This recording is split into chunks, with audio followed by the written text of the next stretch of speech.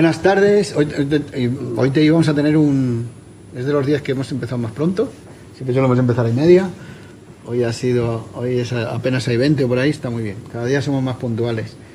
Y por lo que veo cada día somos más, porque aunque falta gente por llegar, parece que había atascos, pero hoy es de los CATs más multitudinarios. Insisto, aquí lo que interesa no es tanto el número cuanto la calidad del encuentro, en el sentido de que esto pretende ser un poco, como hemos dicho muchas veces, el iniciador de lo que es la tecnología social, en el cual la gente venimos, nos reunimos sin problemas, sin que nadie nos haya convocado más que, porque bueno, nosotros somos uno más a decir que vengáis, pero nada más, y en el que después sobre todo no, simplemente esta parte que es la que más se ve en internet, a los que lo vean después. Esta es la parte que se ve, pero después está la parte de la merendilla, que es donde realmente pues ya se produce lo que es el hablar y tal, y ahí sí que se nota mucho más la libertad que da el que no te haya convocado nadie o que no esté pasando nada, no nos hayan convocado a ningún concurso ni a nada, ¿no? Entonces, bueno, tenía yo aquí, yo como siempre empiezo con las notas de aquí de lo que es mi libro, que es el libro vuestro, que es la fundación, porque siempre tenemos que decir algunas cosillas, también para que queden y que la gente se vaya fijando. Una de ellas es esto, que es el RST del que estábamos hablando ahora, y que es el encuentro sobre responsabilidad social tecnológica. Sabéis que el primero lo celebramos en Donosti, en San Sebastián, en el 2009. Hasta este año no habíamos encontrado manera ni financiera ni no de volverlo a hacer. Responsabilidad social tecnológica, sabéis que es un concepto que, paralelo a responsabilidad social corporativa, por lo que pretende es que la tecnología sea responsable y por medio de la tecnología a la gente le sea más fácil vivir. No hablamos de discapacidad, no hablamos de nada, sino de complementar las capacidades que ya la gente tiene de entrada, pues para que la vida sea más fácil y más cómoda, ¿no? Para eso está la tecnología. Y para eso se inventó la tijera, el cuchillo, la onda, el no sé qué. No estamos tampoco, que a veces nos miramos el ombligo, y sí estamos en internet, pero nada más, ni nada menos. Ese encuentro que se iba a celebrar en principio, me parece que empezaba hoy, pues se retrasó porque estábamos encontrando muchísimos actos que se celebraban, y entre otros, y abro paréntesis para volver a felicitar, y ahora públicamente, porque va a quedar, a CENTAC por su congreso, su encuentro que tuvo hace unas semanitas, en el que nosotros participamos, y que entre ese encuentro y otros, pues había mucha concentración de encuentros y de congresos y de conferencias ahora en noviembre. Entonces preferimos, y aquí el amante de la numerología Miguel Ángel Valero, pasarlo al 13 del 13, o sea, el 13 de marzo será el acto académico, 14 y 15 son los días reales de cuando se va a celebrar este encuentro, que no congreso. No es un congreso científico, es un encuentro un poco más en otro plano que esto, pero en el que ya está en la red, en la fts.org.es podéis ver el programa provisional, podéis ya inscribiros, y habrá pues desde talleres hasta lo que es exposición, las mesas redondas y un poco lo que suele haber en estos encuentros, pero un poco distinto. Recuerdo que el del 2009 fuimos los primeros que nos atrevimos a poner una pantalla de Twitter detrás, que los ponentes estaban un poco, dice, si me insultan, digo, si le insultan desde el público, que más da, si viene de atrás o que venga adelante, pero quiere decir que era muy novedoso y estaba empezando a ocurrir. Y también pues pusimos Facebook y pusimos alguna serie bueno, hicimos cafés, tertulias, cosas que no se suelen hacer en los congresos, digamos, más, no digo serios, sino más al uso, porque el RST es un encuentro muy serio en el que esperamos salir con conclusiones de cómo la tecnología tiene que estar hecha a favor y para la gente, nunca en contra y desde luego no de espaldas, y sobre todo ya también desde el punto de vista empresarial y demás, lo digo siempre, pues por propio egoísmo o negocios. Si a nuestro público le llamamos usuarios y son los que nos rompen las cosas y vaya gente, pues ¿a quién vamos a vender? O sea, tratar bien a la gente. Bueno, RST 13, bueno, sobre todo 14 y 15 de marzo. El próximo CAT será el 13 de diciembre, digo para que vayáis reservando, y estás seguro que tanto que hemos hablado de la parte de textil táctil, muchas veces los que habéis venido bastante tiempo lo habéis visto, pues vamos a tener una exposición real grande y con la persona creadora de este tipo de temas. Vamos a tener un poco de arte, serigrafía en tela, Camiseta va a ser muy festivo, muy de Navidad, pero con tecnología también de serigrafía y tela aplicada a lo que es el arte, lo que es la señalética, lo que es incluso el braille hecho en tela, todo esto que sabéis que hemos hecho pequeños tallercitos aquí al final, pues va a ser un CATS entero dedicado a. Muy interesante va a ser. También voy abreviando, pero no quiero sin celebrar el 4º aniversario de la FTS, que nos presentamos aquí. No sé si ha venido Cristina, ¿ha aparecido? ¿No está? Sí. Ah, gracias, Cris. Es que no... Estaré en Zaragoza, pero estoy aquí. Esto de no ver... No, yo estaba como en Bavia, porque yo como de aquí a allí no te veo. Bueno, hace 4 años, el 18 de noviembre, nos presentamos aquí en este salón, no en el de abajo, que es más grande, porque vino mucha gente, y tuvimos la presentación oficial de la Fundación Tecnología Social.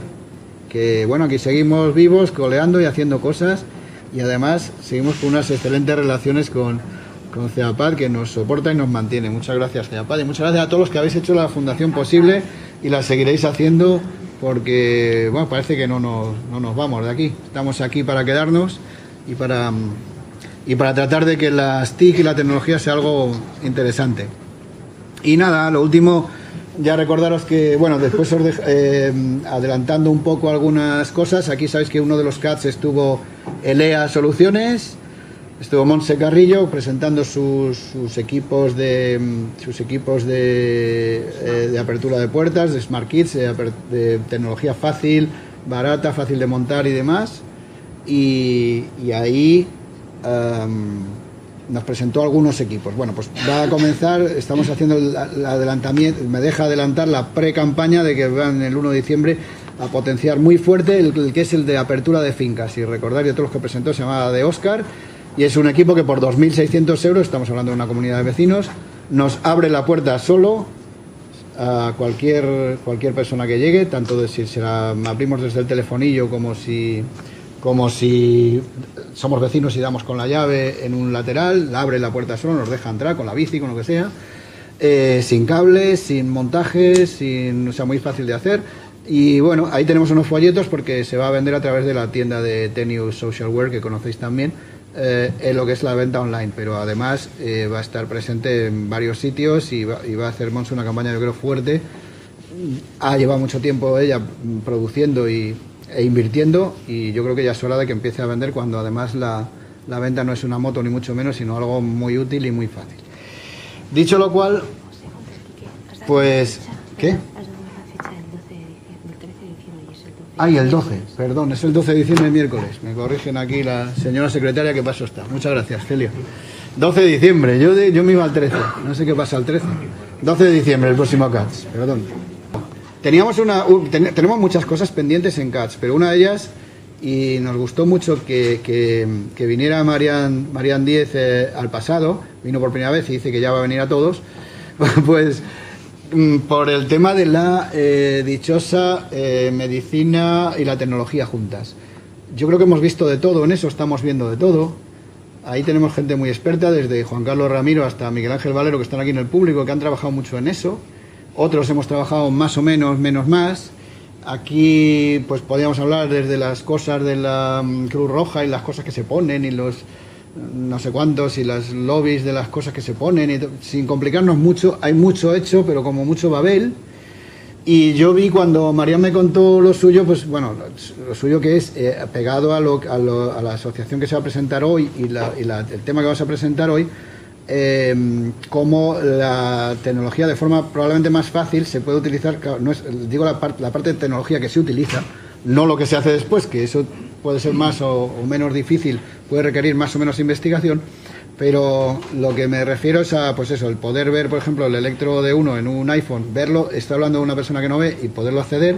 Dices, caramba, pero si esto nos lo están vendiendo hace años y no había nada, y resulta que es que está hecho y no lo sabíamos. Entonces, conectando la realidad que van a contar hoy, pero con lo que yo pensaba que también tiene de novedoso el sentido de que hay muchas cosas por ahí que no nos enteramos y que existen, como, yo qué sé, medirte las pulsaciones con el dedo y no sé qué, pues resulta que es accesible con VoiceOver para los que no ven, o cosas de este tipo que parece que es que hay que contratarlas porque son unos servicios carísimos y no es para tanto, más la realidad que van a contar hoy, pues dije, pues tú te vienes, o nos preparas uno, porque de medicina no hemos hablado todavía, de medicina pegada con tecnología no hemos hablado nunca, de telecuidados tampoco, y es un tema del que vamos a hablar mucho. Miguel Ángel y yo llevamos mucho tiempo trabajando en eso. Miguel Ángel mismo tiene su hogar digital accesible y se habla mucho de la casa que cuida, de los cuidados, de cómo la tecnología nos tiene que ayudar también a cuidarnos en todos los sentidos. Y es que yo creo que este faltaba, y entonces antes de Navidad lo vamos a tener, y además lo vamos a tener con la Asociación de Afectados por el Síndrome de Fatiga Crónica. Ahora os contará bien lo que es María Matallana, que está aquí a mi lado, y que va a presentar desde el paraguas o desde el punto de vista, desde el scope de esta asociación, una serie de cosas que se pueden hacer con tecnología para mejorar la vida de personas que realmente pues lo tienen, por lo menos aleatoriamente raro. Yo no voy a decir ni si difícil ni fácil, pero sí que es pues un poco quizá con la diabetes o cosas así, síndromes o cosas que requieren, desde luego, que la tecnología puede ayudar mucho, y donde la tecnología realmente se hace social. Así que bueno, yo no me enrollo más. Bueno, pues buenas tardes a todos y muchas gracias por venir. Gracias lo primero a Enrique y a la Fundación Tecnología Social por darnos esta oportunidad de contar que existimos y dar oportunidad a los profesionales que vienen con nosotros de poder explicar los proyectos o el proyecto en el que en este momento estamos, y al CEAPAT y a su directora también por acogernos en su casa para esto. SFC Madrid es una asociación de afectados por síndrome de fatiga crónica y por sensibilidad química múltiple. Es una asociación de personas afectadas directa o indirectamente por estas enfermedades. El síndrome de fatiga crónica y la sensibilidad química múltiple son enfermedades que a menudo se dan juntas, no siempre, no necesariamente. Son enfermedades de origen orgánico, crónicas, multisistémicas y la mayoría de las veces incapacitantes y también un poco desconocidas, y también un poco dentro de lo que se llaman enfermedades emergentes, ¿no? Es muy mala hora para mí, perdonadme el tono de voz porque me noto que estoy como muy baja, pero puesto que soy enferma también. SFC Madrid tenemos 3 líneas, tenemos una vida relativamente todavía corta, de 3 años, pero hemos crecido mucho, tanto en actividades como en actuación, como en socios. Tenemos una línea de acogida y orientación a personas que tienen sospecha de diagnóstico y a personas que ya están diagnosticadas. La acogida y orientación es médica, porque no hay muchos especialistas y no hay tampoco muchos médicos en este momento que tengan un control más profundo de la enfermedad como para poder orientarla y orientar su tratamiento. Entonces, orientación médica, orientación jurídica, precisamente por las dificultades que tenemos a nivel laboral, por la incapacitación que produce, y a nivel social. Tenemos una segunda línea que es de sensibilización social, de que se conozca, como estamos haciendo hoy aquí, y de reivindicación de los derechos, pretendiendo asegurar tanto una atención médica adecuada como una valoración justa y actualizada en nuestros casos para la obtención de incapacidades laborales y discapacidad en los casos que lo requieran. Pero en este momento las cifras que se manejan es que en 5 años el 90% de los enfermos pasados los primeros 5 años requeriría una incapacidad laboral, tanto por la fatiga. Bueno, la sintomatología, he dicho, es multisistémica, es muy grande, pero se muestra como en 2 grandes formas, que es la fatiga física y la fatiga cognitiva. Y no sabemos cuál es peor o cuál nos parece más desesperante, pero bueno, procuramos hacer estas acciones con otras asociaciones que tengan los mismos fines que nosotros, pues que las hay, tanto a nivel local como a nivel nacional y a nivel internacional, en el caso del síndrome de sensibilidad química múltiple, que todavía, por ejemplo, no está reconocido por la OMS, ¿no? Entonces estamos ahí detrás de este tema. Y finalmente hay una tercera línea que es desarrollo de la vida asociativa con actividades y servicios para nuestros socios, como en todas las asociaciones entiendo que hay, ¿no? Entre las que tenemos, por ejemplo, pues voluntarios para acompañamiento y para de gestión a los enfermos, en fin, determinadas cosas. Y de alguna manera, gracias a Marian, que no ha querido estar en la mesa, pero está en primera fila y luego pues podéis hablar con ella si queréis, que es una de nuestras socias, hemos iniciado una línea de investigación que la teníamos en los estatutos, pero que todavía no teníamos la fuerza y la dirección adecuada, y bueno, pues ella ha conseguido de alguna manera unir a un equipo multiprofesional, multidisciplinar, que sería un poco, uno pensaría que es difícil de juntar, y lo ha conseguido, y en una dirección interesante y novedosa, y de alguna manera hoy en estos últimos meses nos hemos estrenado en la línea de apoyar y promocionar pues la investigación, con esta investigación de nombre tan largo que se llama monitorización activa con sensores biométricos para la mejora de la autonomía personal en pacientes con fatiga incapacitante, y que Marian en los correos que nos manejamos llama fatigómetro directamente, ¿no? Que quizás es más coloquial, queda menos científico, pero sí es verdad que a nivel enfermos pues y lo que lo habéis oído pues os resulta mucho más claro, ¿no? El verlo. El estar yo aquí hoy es para hablar de la asociación, y es además para dar públicamente las gracias a este grupo de profesionales que han empezado a trabajar y que se han preocupado por nosotros y que están ahí pensando y trabajando mucho para que este proyecto llegue a buen fin, llegue a buen término, pero además también pues todo esto supone un avance para las enfermedades emergentes. A veces son complejas de comprender, y a veces tenemos un camino muy largo para la sensibilización social y a nivel médico, institucional, etcétera, y esta es nos están brindando una oportunidad maravillosa. Yo me gustaría nombrarles, simplemente porque aparezca por lo menos en la grabación, nuestro agradecimiento al equipo médico, que está formado por los doctores Fernando Montoya, José Casas Rivero, que nos acompaña hoy y que iniciará la mesa, Luis Rodríguez Fuentes, Raquel Meizoso, Gonzalo Morandé.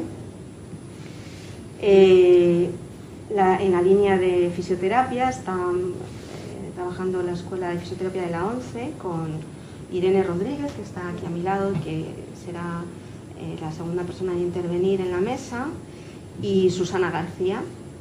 Y en la línea tecnológica pues son profesores, investigadores de la Facultad de Informática de la Universidad Complutense, y está el doctor José Ayala, que también está en la mesa y que será el tercero de nuestros ponentes de la tarde, Ramón Hermida, Joaquín Recas y Pablo García del Valle. Y yo quiero dar las gracias en nombre de SFC Madrid y de nuestros socios.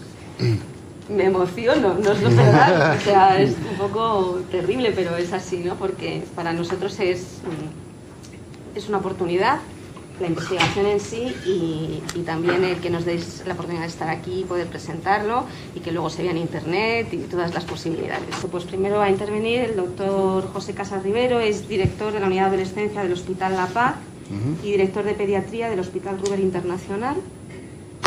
Y a continuación Irene Rodríguez, que es profesora investigadora de la Escuela de Fisioterapia de la ONCE, nos hablará de la parte de ejercicio y de fisiológico, y doctor José Ayala, profesor investigador de la Facultad de Informática de la Complutense, pues nos vas a presentar ya la parte más tecnológica y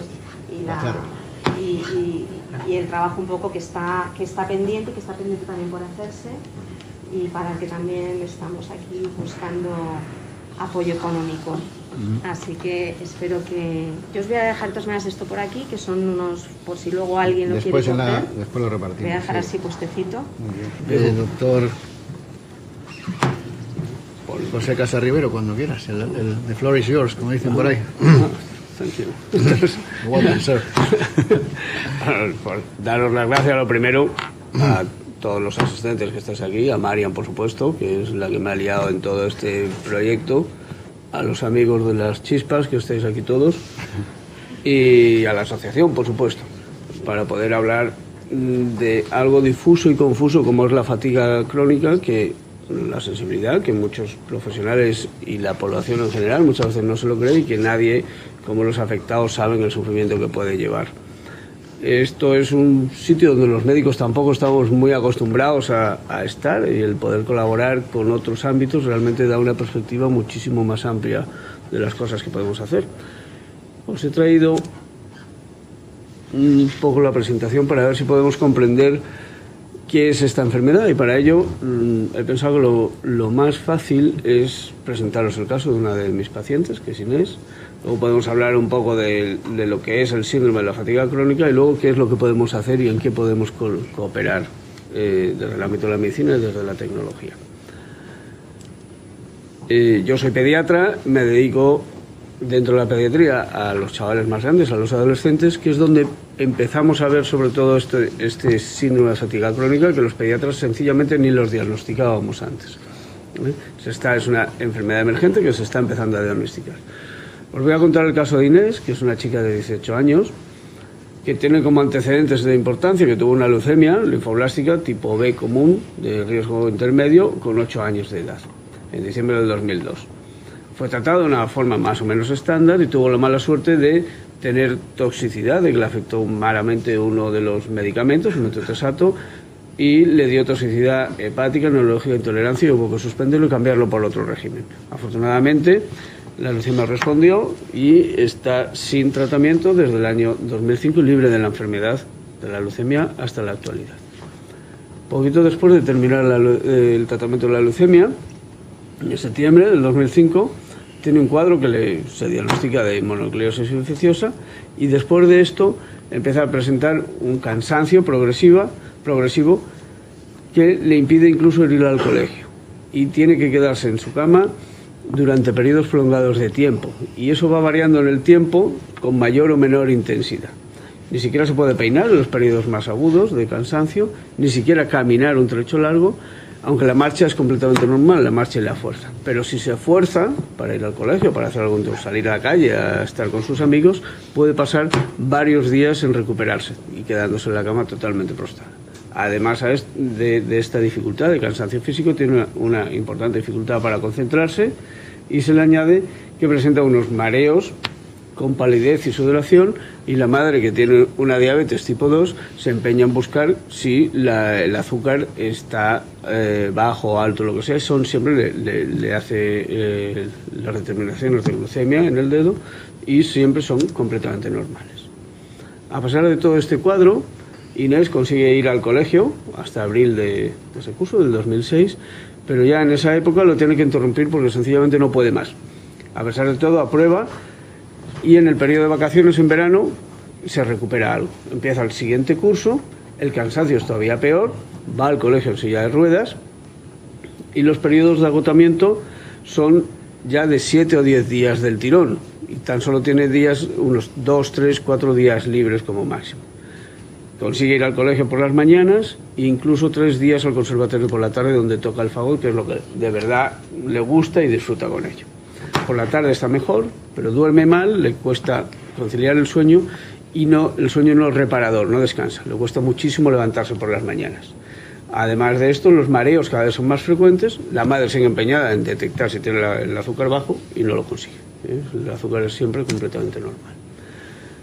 Va a los médicos le hacemos una barbaridad de cosas, somos capaces de intentar medir prácticamente todo. Se le hace análisis de sangre, algunos de ellos francamente sofisticados, se busca si tiene el virus de la mononucleosis, el virus de la Epstein-Barr, es negativo, le hacen resonancias, electromiogramas, absolutamente de todo, que es todo completamente normal. Básicamente conseguimos saber qué es lo que no tiene Inés. En enero del 2007 llega La Paz a nuestra consulta, le volvemos a hacer nuestra consulta, primero pasea por todo el hospital, por una cantidad de especialistas que le van haciendo cada uno una serie de pruebas y le hacemos otra vez todos los médicos una batería de pruebas impresionantes. Lo único que se consigue descubrir es una insulina elevada, que nos sirve un poco para despistar y para seguir otras pistas y hacerle más escáneres y gammagrafías y cosas del páncreas, que también son normales. Y la única prueba que de verdad es positiva es el test de la mesa basculante, en donde medimos si tiene síncope, si se marea o no. Y efectivamente es positivo, tiene un predominio de la actividad simpática, adrenérgica y colinérgica, y reproduce un poco los mareos que la niña cuenta. Nos ponemos muy contentos y le intentamos, ya sé lo que tiene unos síncopes, que es lo que le pasa a cualquiera de los adolescentes de esta edad. Con el pavo todos se marean. Les ponemos el tratamiento, una serie de medicinas, y lo conseguimos ajustar más o menos con 3 medicinas, que es el butrón, el sumial y el astoril, que lo que hace es mantener la frecuencia cardíaca y la tensión razonablemente estable. Y lo conseguimos más o menos, se mantiene estable, mejora los mareos, pero ya por fin la madre consigue demostrar que efectivamente tiene bajones de azúcar. Y a la vez conseguimos en uno de esos demostrar que la insulina coincide que está elevada. Le ponemos un tratamiento para ello y conseguimos controlar los bajones de glucemia, pero los mareos persisten, un poquito mejor con todas las medicinas que les hemos puesto, pero persisten. Y empieza a aparecer sintomatología nueva. Empieza a aparecer que le suda muchísimo las manos, las palmas de las manos y de los pies, y las plantas de los pies. A pesar de todo esto, la chavala consigue ir al colegio, al conservatorio, no lo deja, y toca el fagot en una orquesta que tiene, un grupo, todos los sábados. El cansancio va aumentando en intensidad y empieza a relacionar periodos de mayor cansancio con la menstruación. Lo intentamos estabilizar con anticonceptivos orales y afortunadamente funciona. Al poner los anticonceptivos ya no tiene las variaciones de cansancio con el ciclo menstrual. En el curso de 2011-2012 no puede ir al colegio, salvo excepcionalmente, y se escolariza con tutores domiciliarios. Solo va al colegio para los exámenes a veces. Aún así, consigue presentarse a la selectividad, se matricula en el conservatorio, que se quiere dedicar a tocar el fagot de forma profesional, que es lo que está haciendo este curso. A pesar de todos estos impedimentos, tiene buenas relaciones sociales, sigue con su grupo de amigos del colegio y del conservatorio, pero su actividad social está limitada por el cansancio. No puede salir hasta tarde cuando todos sus amigos acaban hasta las tantas de la noche. Ella, a mitad de tarde o a la hora de cenar, se tiene que ir a casa sencillamente porque no puede más. Recientemente, en enero del 2011, aparece una época todavía de mayor cansancio, con más mareos, y encima aparece un dolor en la cadera izquierda y se le duerme la pierna, con una sensación de frialdad, pero no le cambia el color y no tiene alteraciones en la sensibilidad. Y eso se va igual que vino. Le volvemos a hacer de todo y todo es completamente normal. Nuevo síntoma, a finales del año pasado. Cada vez se siente más llena cuando come, le repite, tiene eructos. Pero no tiene dificultades para tragar ni alteración del ritmo intestinal, no tiene estreñimiento ni diarrea.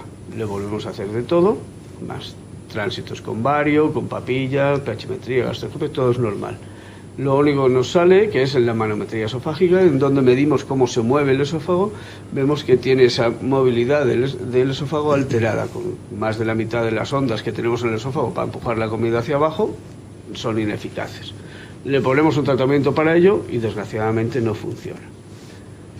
La dificultad para la deglución, esto es de este verano, va empeorando, ya no puede tomar carne, el pan lo tiene que pasar con agua, el arroz le cuesta y eructa continuamente.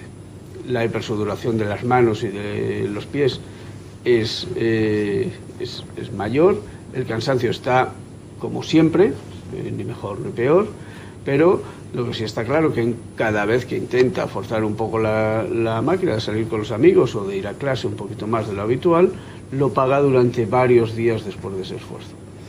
Y progresivamente, además, lo que está apareciendo es que tiene menos fuerza en las piernas y le está costando más subir las escaleras y andar normalmente. Y unido a todo esto que le está pasando, pues lógicamente está más irascible, más agobiada por lo que ella está viendo y de cómo evoluciona su enfermedad. Es decir, que como podéis ver, en el caso de este paciente, que es un poquito quizás más llamativo, es como sentirse como un verdadero muñeco y una marioneta completamente de trapo y rota y abandonada en una esquina.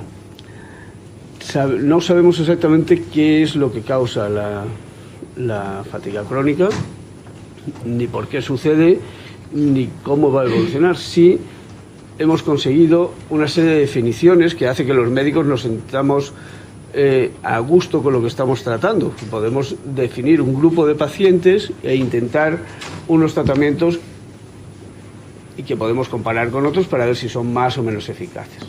La fatiga crónica se define como un profundo, incapacitante cansancio que no se debe al ejercicio, que no se alivia con el reposo, que dura al menos 6 meses y que además, lo más importante de todo ello, es que conlleva una importante reducción de la actividad previa del paciente, tanto personal, social, educativa o laboral. En los niños tenemos que ser más agresivos en el diagnóstico, no podemos dejar que un niño evolucione durante 6 meses. El diagnóstico lo tenemos que hacer mucho más precoz. Se define y el consenso es que lo tenemos que hacer entre las 2-3 meses, 8-12 semanas.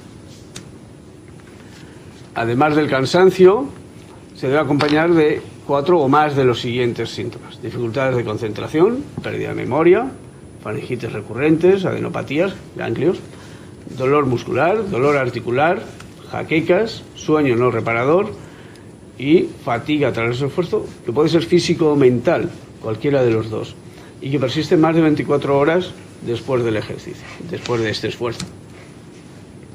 La relación varón-mujer afecta más a las mujeres, de 4 a 1. Según los estudios, la prevalencia varía. La prevalencia es el número de casos que hay por habitante. Entre 0,007 a 2,8. Eso define de lo estricto que seamos en el diagnóstico. En los niños la prevalencia es menor, entre 0,5 y 0,1, con predominio en los niños mayores. Existen casos familiares. Vemos casos en que la madre y varios hijos están afectados. La buena noticia en pediatría es que normalmente estos cuadros son autorlimitados, aunque prolongados en el tiempo, pues llevan a una resolución espontánea en la mayoría de los casos entre 37 y 49 meses de evolución. Eso no es así en los adultos y la evolución se hace muchísimo más crónica y tórpida. Tenemos pocos elementos de medida para ver cómo de mal están nuestros pacientes y utilizamos escalas que vienen de la fisioterapia o del ejercicio físico y de la oncología. Una de las que usamos es la escala de esfuerzo percibida de Borg, que es desde estar inactivo o dormido, que es 0, a 20, que es un esfuerzo brutal que no podemos con él. Y la fatiga que nos produce ese esfuerzo, que sería desde 0, desde 6, de ausencia de fatiga, no nos produce ningún esfuerzo, a la máxima fatiga. Y la escala de Karnofsky, que nos permite conocer la capacidad del paciente para poder realizar actividades cotidianas. Es un elemento predictor independiente de mortalidad, no solo en patologías oncológicas, sino en cualquier otra. Y nos sirve a los médicos para tomar decisiones clínicas sobre lo que estamos haciendo, de si implementar un tratamiento y si el tratamiento que estamos haciendo es el correcto o no. Lo importante de esto es que un Karnofsky de 50 o menos indica un elevado riesgo de muerte durante los siguientes 6 meses. Para que vean ustedes cómo es la escala de Karnofsky, 100 sería normal y 0 que están muertos. 50 sería la mitad, la que hemos dicho antes, requiere una gran atención la persona, incluso de tipo médico, y está encamado menos del 50% del día. 40 sería un escalón superior, es que está incapacitado, necesita cuidados y atenciones especiales y está encamado más del 50% del tiempo, del día. Muchos de nuestros pacientes se encuentran en esta zona, con lo cual su calidad de vida puede estar seriamente comprometida. Para tratar estos pacientes necesitamos la cooperación de muchos especialistas, tanto médicos, fisioterapias, psicólogos, apoyo tecnológico, por esto estamos aquí, de dietas, de todo tipo. Incluso la cooperación del paciente en lo que es su propio manejo. Desgraciadamente, como les he dicho, tenemos muy poquitas herramientas para poder medir qué es lo que estamos haciendo, ni cómo es la fatiga, ni predecir qué es lo que demonios va a pasar. Eso puede hacer que intentemos tratamientos, o pruebas médicas incluso, que no sean las adecuadas, con lo cual el paciente va a estar más fatigado, se va a asustar con lo que estamos haciendo, evita muchas veces el esfuerzo que necesariamente tiene que hacer y el círculo vicioso se cierra, cada vez está peor. Los objetivos de este proyecto, con lo cual Marian realmente es el alma de ello y la que consigue empujar a una gran cantidad de personas, es ver si tenemos alguna herramienta en la cual podemos detectar algunos parámetros del organismo que nos haga predecir qué es lo que está pasando y medir si nuestros medicamentos y esfuerzos y tratamientos médicos, de fisioterapia o de conducta y de comportamiento durante el día son eficaces o no para prevenir las crisis o por lo menos minimizar sus efectos. Y podemos ver en tiempo real qué es lo que está pasando. Una de las cosas más incapacitantes son los síncopes. Los síncopes es cuando te pones de pie, el corazón tiene que acelerar para poder bombear la sangre adecuadamente y muchas veces la respuesta del organismo es paradójica. Lo que hace es bajar la tensión, el enfermo se marea y puede incluso llegar a perder el conocimiento. Algunos pacientes incluso ese estado puede ser pasado ya el esfuerzo, no en el momento justo del esfuerzo. Y con lo cual es muy difícil de regular. Si tenemos algo que nos mida qué es lo que está pasando, seguramente podemos predecir y podremos modular el esfuerzo que pueda hacer la persona. Y para terminar, no me gustaría dejar pasar una característica que muchos de nuestros pacientes tienen. Y este paciente nuestro, Inés, especialmente. La resiliencia se define como la capacidad de recuperarse y adaptarse tras una agresión, una respuesta positiva al estrés y a la adversidad. Existen una serie de factores protectores para que la persona tenga esa resiliencia. Y seguramente nadie como en este auditorio sepa lo que es esto.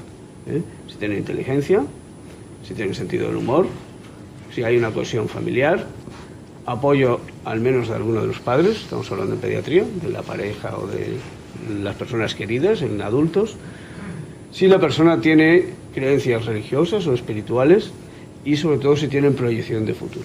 Afortunadamente Inés tiene todas estas cosas y hace que la lucha con esta enfermedad sea menos costosa que si no tienes esta capacidad.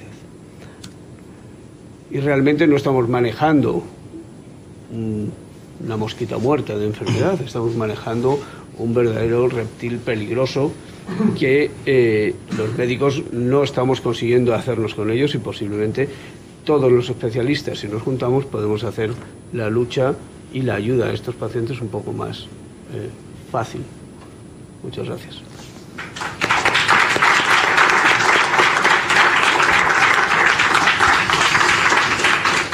Gracias, doctor. Y vista esta primera parte, además con un caso real, vamos a pasar también un poco el micro hacia allá. ¿Te vienes para acá? Sí, para poder continuar la presentación mejor. Que presentas aquí. Muy bien. Te cambio de sitio. Pues Irene Rodríguez, ¿qué puede hacer qué está haciendo la fisioterapia en esto? ¿Cómo os implicáis? Bueno, ¿cómo no? La Escuela de Fisioterapia de la ONCE me consta que se implica mucho en muchas cosas y cuando se implica, se implica. Así que supongo que vosotros los profesionales pues también, porque si no, no se implicaría la escuela.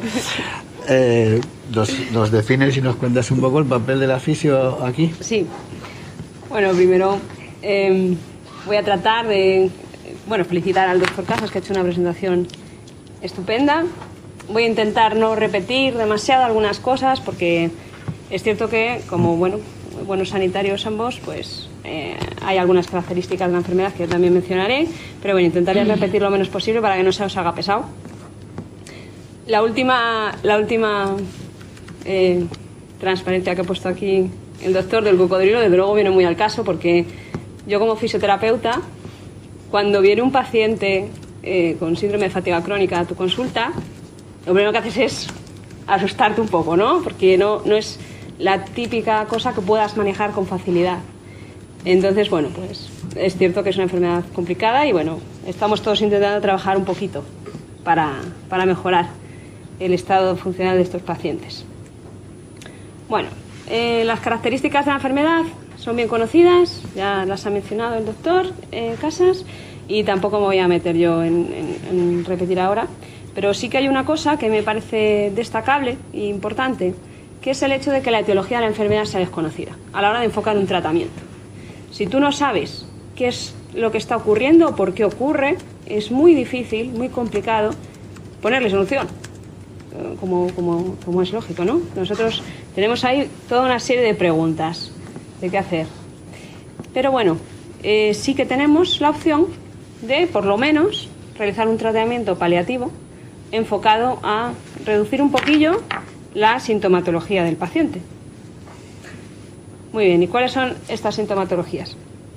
Pues bueno, también lo ha mencionado antes el doctor Casas, pero vamos, básicamente, sobre todo fatiga crónica generalizada, mialgias, síntomas neuropsicológicos, tenemos de todo, adenopatía, febrícula, etcétera. Son síntomas muy variados.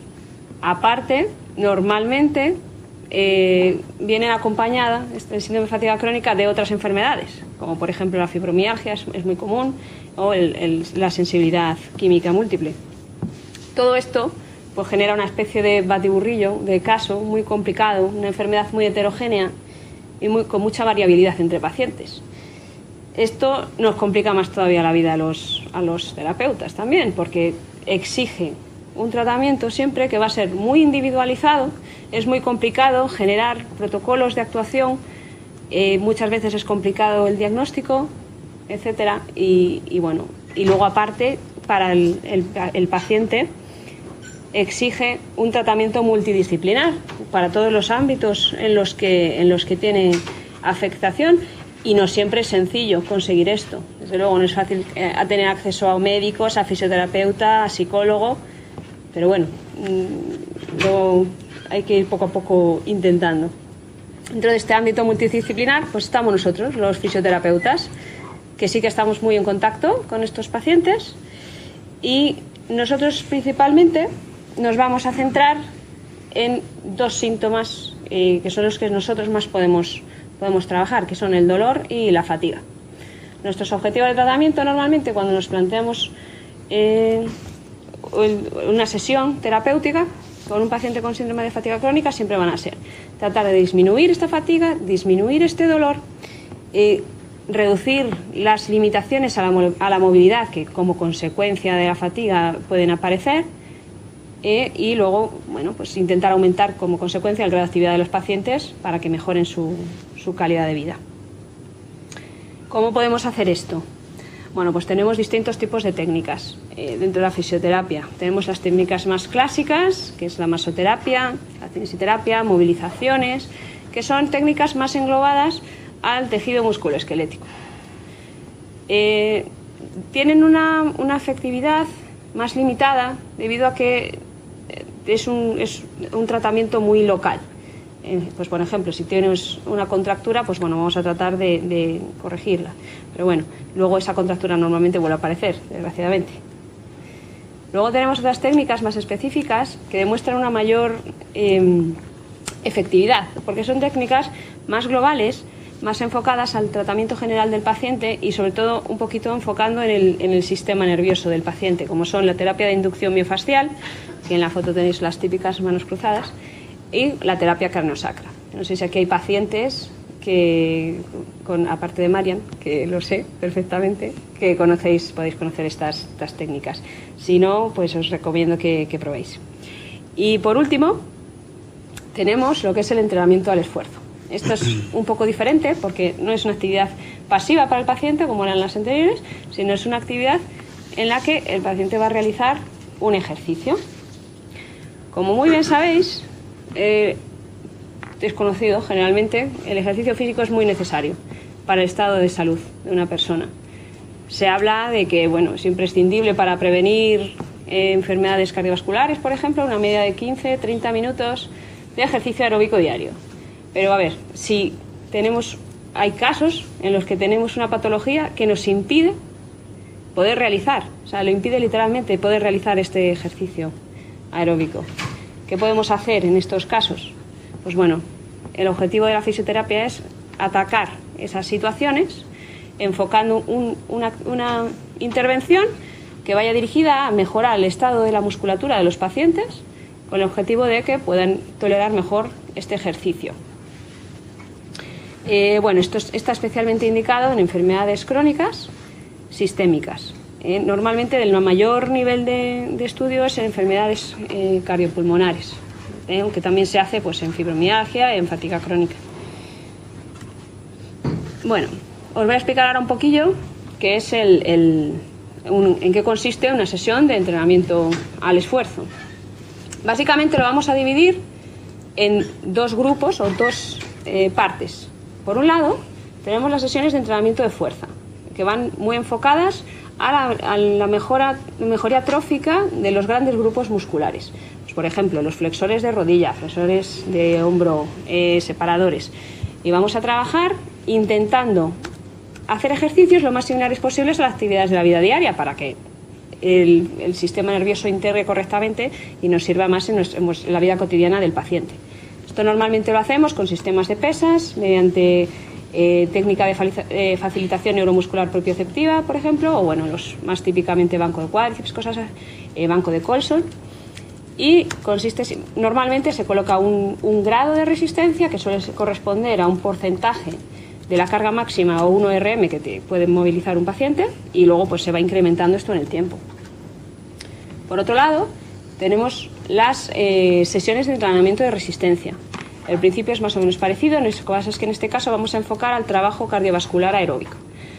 Igual, hay distintos tipos de entrenamiento que no voy a meter, tenemos carga constante, carga interválica, pero básicamente es sesiones de un cierto tiempo en tapiz rodante o bicicleta estática, partiendo de una carga calculada normalmente corresponde a un 80% del porcentaje de la carga máxima que un paciente puede soportar, y en función de eso pues vamos modificando a lo largo del tiempo. Normalmente se hacen una media de 3 a 5 sesiones semanales según el tipo de entrenamiento, y aunque hay bastantes protocolos, normalmente los que han demostrado unos mejores resultados son los que duran entre 8 a 16 semanas, de 2 a 4 meses. La eficacia de estas intervenciones está ampliamente demostrada. Hay un nivel de evidencia que se llama A dentro de la literatura científica, y muchísimos estudios que han corroborado que esto es muy, muy beneficioso. Tanto es así que normalmente estos tipos de entrenamientos es una piedra angular en el manejo de pacientes cardiovasculares y respiratorios. Incluso está en todas las guías de manejo de pacientes pues de la Sociedad Torácica Americana, la Sociedad Respiratoria Europea, la Sociedad Española de Neumología y Cirugía Torácica, y dentro de la iniciativa GOL también. O sea que es algo muy, muy, muy establecido. Pero vosotros diréis, bueno, ¿y qué beneficio real tiene esto para mí como paciente, no? Bueno, pues principalmente se ve una reducción de la sintomatología, se reduce incluso las tasas de mortalidad, hay una menor cantidad de ingresos hospitalarios, y también tenemos una mejoría en estos casos de la calidad de vida. Pero claro, todo esto yo lo estoy hablando para enfermedades, como os he mencionado, respiratorias o cardiovasculares, pero en el síndrome de fatiga crónica, ¿qué pasa? ¿Esto es así? ¿No es así? Pues bueno, estamos en ello. Lo primero, vamos a pensar si realmente está indicado o no. A priori está indicado. Si una enfermedad que está caracterizada por la poca tolerancia al ejercicio, parece lógico pensar que una intervención que precisamente se va a focalizar en mejorar esa tolerancia al ejercicio es bastante adecuada. Pero eso es lo que nosotros pensamos. Ahora tenemos que saber si es eficaz. Y bueno, la eficacia desde hace un tiempo, porque esta enfermedad, como bien habéis mencionado, es emergente, no está tan estudiada, pero aún así bastante literatura y hay bastantes ensayos clínicos con el entrenamiento al esfuerzo. Y los resultados que están dando son bastante curiosos o bastante interesantes, porque sí que es cierto que en todos, en general, aparece una mejoría, un aumento de la tolerancia al esfuerzo, pero igualmente que aparece esto, no aparece, el paciente no parece percibir una mejoría en su calidad de vida de manera significativa. Además, normalmente es un denominador común que casi siempre hay bastantes abandonos. Esto quiere decir, esto del abandono en un estudio, que vosotros imagináis, empezáis un programa de entrenamiento y en vez de a la mitad pues os cansáis y os vais. Esto es una cosa y lo dejáis el estudio a medias. Esto es una cosa que hay que cuantificar dentro de la investigación y normalmente a un estudio le resta fiabilidad. Entonces habría que preguntarse ¿por qué? ¿Por qué si mejora la tolerancia al esfuerzo? ¿Por qué no sienten que mejore su calidad de vida? Entonces, ¿qué nos vamos a plantear? Pues aparece lo que llamamos el malestar post-ejercicio.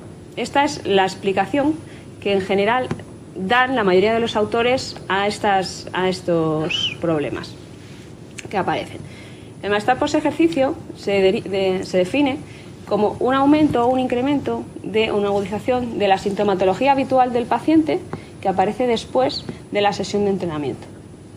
La cuestión está en que, como también se ha mencionado, esto no aparece solo durante una sesión de entrenamiento, es un factor común en esta enfermedad, como le pasaba a Inés, simplemente a lo mejor un día por ir al colegio o por querer salir, lo que supone un pequeño aumento de su actividad cotidiana, va a sufrir un periodo de encamamiento a lo mejor de 2 o 3 días. Entonces, claro, esto es un problema muy grande que nos planteamos a la hora de poder realizar estos entrenamientos, porque ¿cómo tienes que intentar conseguir que esto no ocurra? Porque cuando tú, cada vez que te mueves, tienes un empeoramiento importante, va a aparecer un fenómeno que es lo que conocemos como kinesiofobia. Aquí podéis ver el círculo vicioso en el que en general entran los pacientes con síndrome de fatiga crónica. Ellos se mueven, se cansan demasiado, acaban mal. Al final dicen, bueno, mejor no me muevo. Pero ¿qué pasa? Que si tú al final no te mueves, aumentas tu sedentarismo, esto empeora tu estado general. Como es sabido, empeora el trofismo muscular, el estado cardiovascular, y esto al final acaba reduciendo todavía más la tolerancia al esfuerzo.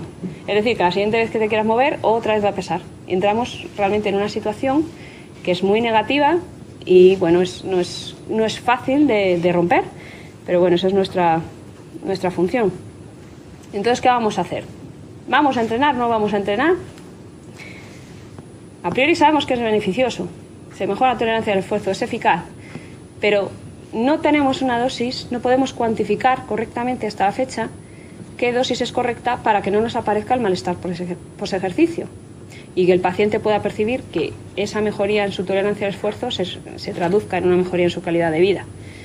Por otro lado, para complicarnos un poquito más la vida, normalmente tú cuando haces un entrenamiento al esfuerzo tienes, pues como os he comentado, unas mediciones estándar que tienes que seguir, unas progresiones que se han visto que son eficaces, pero estos pacientes son muy variables, como ya se ha dicho. Necesitan un tratamiento individualizado. Es muy difícil, muy complicado ajustar a cada uno un entrenamiento. Ahora mismo no es posible con las cosas tal y como están hoy en día. Y por último, para añadir un punto de emoción, como diría Maya, a esto, tenemos los fallos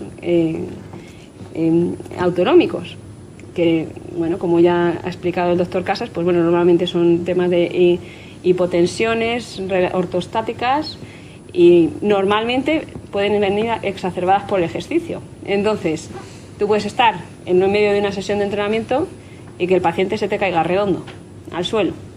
Con lo cual, eso es una cosa grave y que necesitamos unos márgenes de seguridad, no nos podemos meter aquí a entrenar alegremente. Entonces, con estos 3 prerequisitos, había autores que han llegado a la misma conclusión y se han planteado cómo pueden subsanar este problema. Y han intentado pues, cosas como basarse en las sensaciones subjetivas de los pacientes. Es decir, pues mire usted, póngase usted en la bicicleta, pero si usted se empieza a encontrar mal, pare, aunque no haya terminado el tiempo. Bien, pues esto ha demostrado ser completamente ineficaz. Esto nos lleva a pensar todavía más que lo que nosotros necesitamos entonces, ¿qué va a ser para poder entrenar? Vamos a necesitar una medida objetiva que nos hable del estado en cada momento funcional de nuestro paciente, que nos cuente en cada momento cómo varía esa situación para poder adaptar correctamente el ejercicio y que no tengamos los problemas que estamos mencionando. Y claro, esto diréis, ¿cómo se hace? Bueno, nosotros tenemos este problema, pero para eso tenemos a nuestros chicos tecnológicos que nos van a solucionar la papeleta, afortunadamente, y nos van a permitir que nos podamos plantear el programa de fisioterapia que nosotros queremos hacer dentro del estudio, dentro de la línea de investigación que hemos abierto. Que básicamente, cumpliendo los 3 prerequisitos que hemos mencionado, vamos a basarlo en actividades de la vida diaria según una escala metabólica basada en METS de la Universidad de Carolina del Sur. Vamos a tratar de evitar, o esperamos desde luego, que suponga un escaso riesgo de sufrir malestar post-ejercicio. Esperamos que al no sufrir malestar post-ejercicio haya una mayor adhesión al tratamiento. El hecho de que cada persona esté monitorizada en todo momento asegura que es un tratamiento completamente individualizado y también seguro para el paciente. Y con todo esto, pues bueno, esperamos conseguir que aumente la tolerancia al esfuerzo de nuestros pacientes y su calidad de vida. Muchas gracias.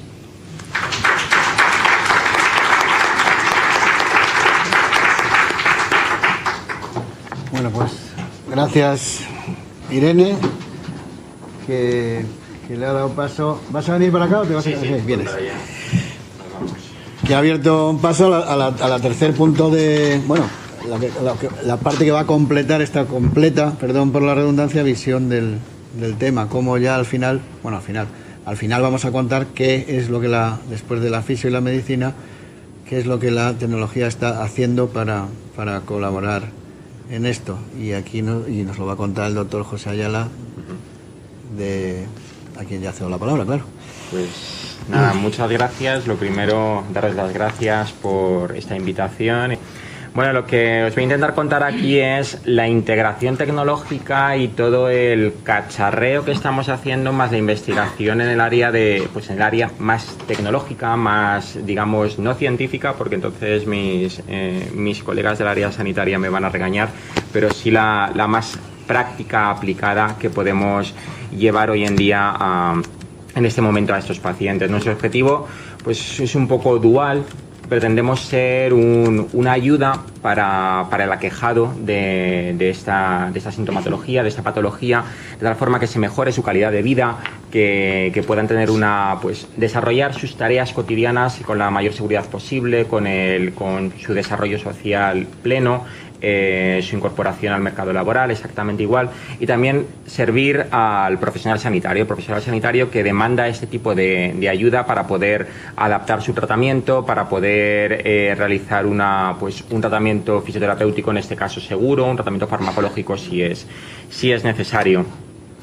Luego, nosotros lo que tenemos que partir es de unos objetivos tecnológicos. No tenemos ni idea de medicina, no sabemos absolutamente nada de fisioterapia y nos tenemos que quedar en lo poco que sabemos, que es la parte tecnológica, matemática, física, que es lo nuestro, ¿no? Entonces tenemos que partir de una hipótesis, una premisa que por suerte es una premisa contrastada y real, ¿no? En el que sabemos que el estado sintomatológico de los enfermos en la totalidad de las patologías puede ser monitorizado a través de una variable. Es lo que nosotros llamamos, con un palabra horrible del inglés, sensado, ¿no? Podemos sensar de alguna forma qué está ocurriendo en estos pacientes. Luego tenemos que recoger variables como pueden ser la temperatura o como puede ser el electrocardiograma, variables que nosotros podamos medir y luego nos sirvan de indicador de qué está ocurriendo en este paciente, cómo evoluciona este paciente y cómo podemos ayudarle en esa evolución sintomatológica. Para ello tenemos que establecer una correlación, es decir, qué se altera cuando estos pacientes están enfermos, cuando tienen una crisis sintomática, cuando tienen un periodo de un incremento de fatiga. Tenemos que correlar, es decir, relacionar esa sintomatología con, de nuevo, algo que podamos medir, ¿no? Esto es la base de las pruebas médicas que se desarrollan en la actualidad. Pero nosotros tenemos que hacerlo teniendo en cuenta al paciente, el paciente que está en un entorno ambulatorio, que desarrolla su vida diaria, que intenta ir a trabajar e intenta relacionarse socialmente. Por lo tanto, tenemos que hacer un dispositivo que sea amigable, es decir, que no cause rechazo, que sea poco intrusivo, que se pueda llevar, que te lo puedas quitar, que no merme tus capacidades, ¿no? Además, queremos que proporcione un feedback al propio paciente. Es muy interesante que sirva de ayuda al personal sanitario, pero el paciente es el que sufre la enfermedad. Luego tenemos que dar un feedback a ese paciente de tal forma que él mismo pueda desarrollar los mecanismos de contención necesarios en su patología, es decir, que pueda descansar si tiene que descansar, aumentar la tasa de medicación si tiene que hacerlo, reducir el ejercicio o aumentar el ejercicio, o lo que deba hacer para prevenir ese estado crítico en el que ya no hay vuelta atrás. Y además podemos o queremos utilizarlo para esta adaptación que precisamente comenta Irene del tratamiento fisioterapéutico. Es un tratamiento que hay que adaptarlo en tiempo real a la respuesta del paciente, a las características del paciente y a su estado sintomatológico inicial. Luego necesitamos una herramienta que en tiempo real realice este procesado de información, este diagnóstico, entre comillas, sin necesidad de recurrir a complejas pruebas que meses después tenemos el resultado. Bueno, todo esto que estoy diciendo de sensar una variable, esa es lo que nosotros conocemos por variables biofísicas. Las variables biofísicas son parámetros energéticos. Luego, cuando es un parámetro energético, nosotros los ingenieros los sensamos súper bien porque al fin y al cabo es electricidad. Luego lo podemos medir, capturar de alguna forma, incluso procesar. Esos parámetros energéticos son los que determinan el estado de un organismo vivo. Aparece en una persona, aparece en un animal, aparece en cantidad de sujetos.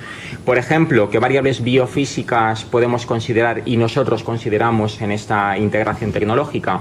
Pues señales como pueden ser señales de la morfología electrocardíaca, señales de electrocardiograma, no solo el pulso, sino la morfología de la señal que definen qué se está alterando en el sistema cardíaco.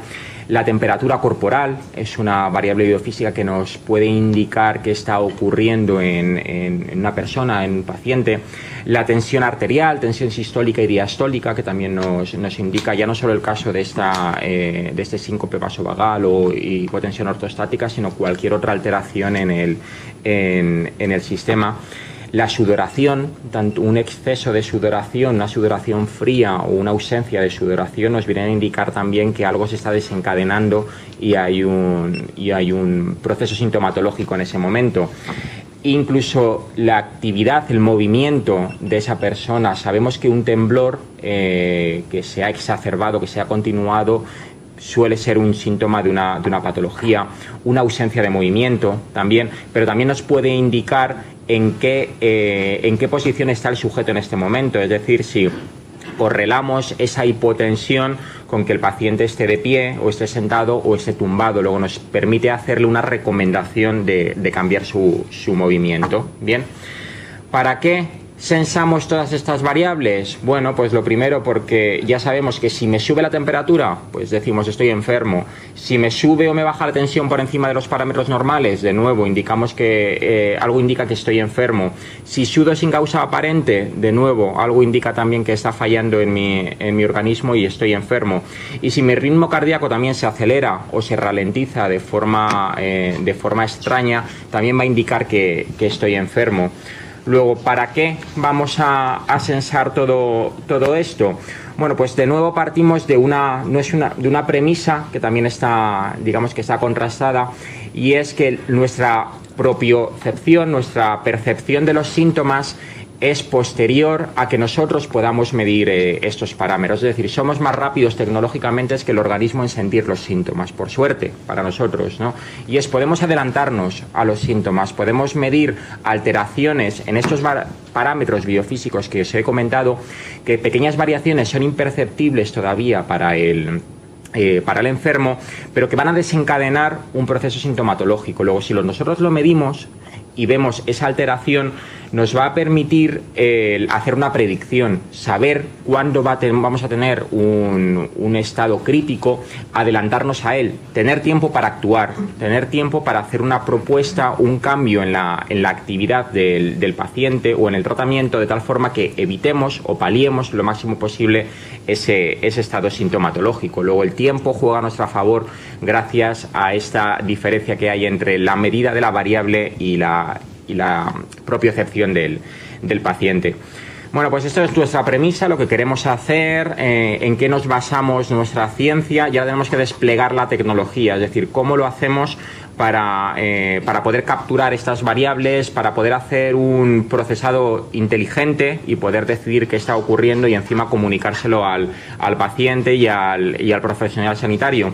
Bueno, pues para ello lo que hacemos es desplegamos una red inalámbrica de sensores corporales en cada uno de estos pacientes. Y este palabra tan horrible, ¿qué quiere decir? Bueno, pues cogemos unos cuantos cacharritos que ya os iré enseñando y se los colocamos al paciente. Estos cacharritos se comunican de forma inalámbrica, es decir, mediante Wi-Fi, Bluetooth, cualquiera de esos protocolos que os sonarán de comunicación inalámbrica, con otro dispositivo que va a ser el inteligente. Esto, lo que colocamos en el cuerpo, es muy pequeño, consume muy poquito, es bastante integrable en la actividad diaria y lo que viene a hacer es medir esas variables biofísicas, capturar esas variables biofísicas que queremos sensar, que queremos analizar. Luego, integramos múltiples sensores, en principio cuantos más mejor, porque como no sabemos muy bien qué ocurre con esta enfermedad, no está muy descrito, pues cuantos más pongamos, más información tendremos, ¿no? Ese es el tema ingenieril siempre de vamos a poner cuanto más mejor, que para algo estará allí, ¿no? Si podemos integrarlo, lo hacemos. Luego vamos a empezar con eso, pero luego ya vamos a ir quitando cosas, ¿vale? Luego esa no es cómo se comienza un problema, pero luego hay que llegar a una solución de compromiso mucho más óptima, ¿no?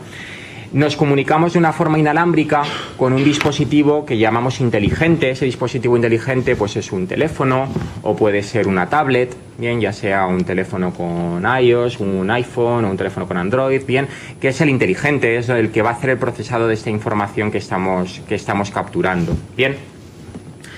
Bueno, nuestro objetivo, pues, ¿cómo tienen que ser estos sensores? Pues los sensores tienen que ser mínimamente invasivos, es decir, que se lleven fácilmente, que no supongan un hándicap para el paciente. ¿Y qué sensores integramos nosotros en particular? Bueno, pues empezamos con un brazalete que lo que hace es la monitorización de temperatura, acelerometría y la respuesta galvánica. La respuesta galvánica de la piel es la que nos permite medir esa sudoración, ¿no? Sería algo de este estilo, pero que bueno, casi como traigo todos los cacharros, acabo antes. Si veis, pues lo consigo sacar de aquí. Lo traes puesto y todo. Lo traigo puesto, yo vengo sensado con todo. Luego es un aparatito de este estilo. Esos aparatos, ahora os lo paso todo para que lo podéis... Eso luego en el networking lo veis o lo veis sí. Aquí, porque si no... Este en particular está concebido para la monitorización de la práctica deportiva. Luego no tiene nada que ver con todo esto. ¿Para qué nos sirve a nosotros? Bueno, porque vamos a utilizar los sensores que ahí vienen integrados con un cierto tuneado. Bien, vamos a tunear la información que captura y que procesa y la vamos a usar para nuestros fines, ¿no? Luego vamos a utilizar un dispositivo de este estilo. Vamos a capturar también la oximetría, es decir, la concentración de oxígeno en sangre, y a través de ello vamos a hacer una interpolación para conseguir el pulso cardíaco y la presión arterial. Muchos os tomáis la presión arterial habitualmente de vez en cuando y sabéis cómo es el aparatito de la tensión arterial, este dispositivo que se tiene que hinchar, que llevamos en el brazo, ¿vale? El esfingomanómetro. Bueno, pues ese dispositivo creo que todos estamos de acuerdo que es bastante, digamos, poco amigable para llevarlo 24 horas al día en tu casa y hacer tus labores cotidianas, ¿no?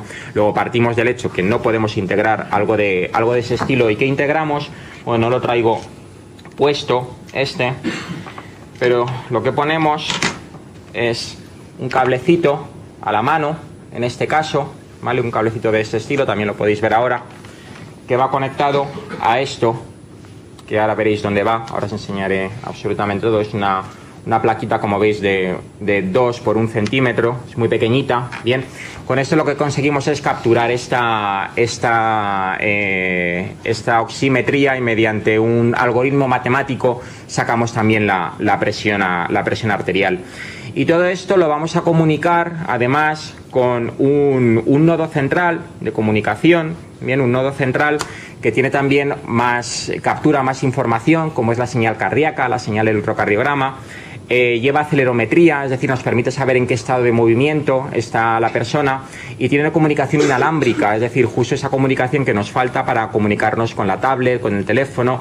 ¿Cómo lo llevamos? Pues de nuevo yo traigo absolutamente todo puesto. Esto es más complicado, pero bueno, hago aquí un pequeño apaño y aquí veis que este es esto es el dispositivo. Luego me acerco para que podáis tocarlo, verlo sin ningún problema. Bien, y bueno, enseñaros ahí las pegatinas, pues ya os imagináis cómo son, pegatinas del electrocardiograma que se pueden llevar. Llevo 4 ahora mismo de estas y el cacharrito, ¿no? Bueno, luego esto sería la integración tecnológica que hacemos, que ponemos.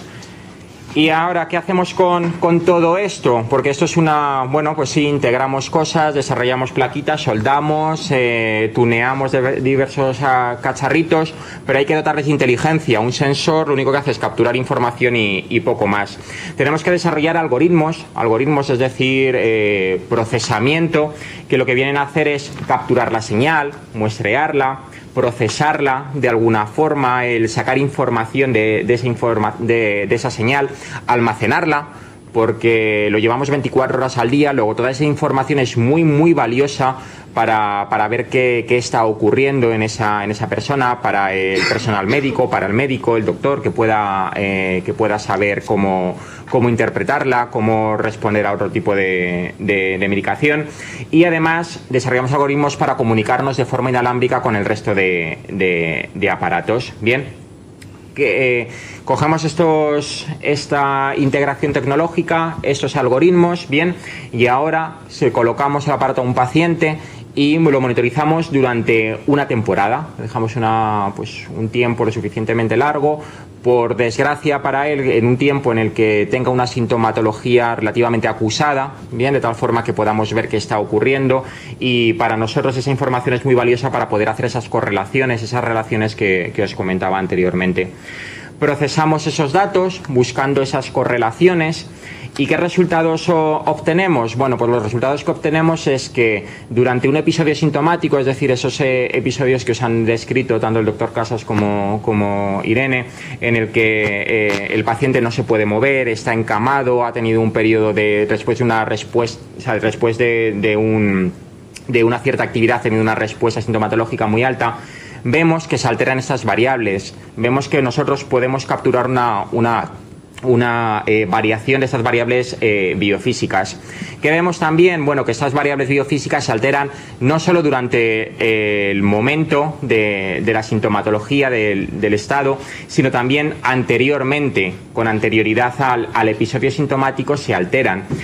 Si nosotros correlamos ahora, es decir, relacionamos estas variaciones que se producen en las variables con cuando ocurre un proceso sintomático, es decir, siempre se altera de tal forma el pulso 24 horas antes o 14 horas antes, podemos hacer una predicción, podemos predecir cuándo va a haber un episodio sintomático y dar una respuesta o proponer una respuesta al paciente, que sea un cambio en su higiene postural, o un cambio en el tratamiento, o un cambio en la farmacología si es que existe.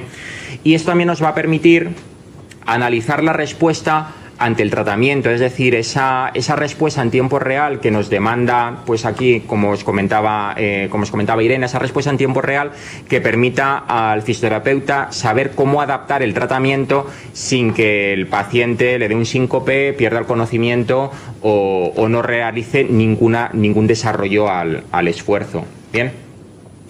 Luego, de esta forma, lo que nosotros cerramos es lo que conocemos también en ingeniería como un sistema de control. Un sistema de control, lo que ocurre es que nosotros tenemos una señal de entrada. Esta señal de entrada es precisamente esas variables biofísicas que estamos midiendo. Bien, hay un proceso que hace que se modifiquen esas variables biofísicas. Ese proceso es la sintomatología, la patología del paciente. Mediante mis sensores capturamos las variables y los comparamos. Si yo comparo cómo deberían estar las variables con cómo están ahora, en este momento, y si es diferente, sé que algo se está alterando y que se va a desarrollar un episodio sintomático, una crisis, y tengo que hacer una modificación en mi sistema. Modifico el sistema precisamente mediante el tratamiento fisioterapéutico, el tratamiento farmacológico si existe, de tal forma que nos adaptemos. Luego, el sistema más o menos funciona de esta forma bastante gráfica, que es desarrollamos un conjunto de ejercicios, no desarrollamos nosotros, desarrollan Irene, Susana y los profesionales de la fisioterapia, desarrollan un conjunto de ejercicios de entrenamiento al esfuerzo y los introducimos en una base de datos que está categorizada, es decir, que indica cómo se alteran las variables biofísicas en función de ese tratamiento. Luego cogemos a nuestro paciente, le ponemos todos los sensores y con los sensores realiza ese ejercicio.